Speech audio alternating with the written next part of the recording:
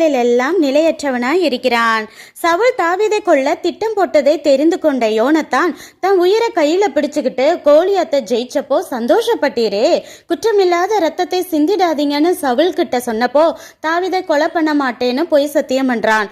தாவீதும் உங்க ட்ரெஸ்ஸோட ஒரு ஓரத்தை வெட்டின எனக்கு உங்களை வெட்டுறது பெரிய விஷயம் இல்லை, ஆனாலும் நான் அப்படி செய்ய மாட்டேன்னு சொல்லியும் அப்போதைக்கு சவுல் நீ ஆசிர்வதிக்கப்பட்டவன் பலப்படுவன்னு மனம் மாறி நல்லவன் போல பேசுவான். தன் மருமகனும் பார்க்காம கொஞ்சம் நாளையே திரும்பவும் தாவீதை கொல்ல ஓடுவான்.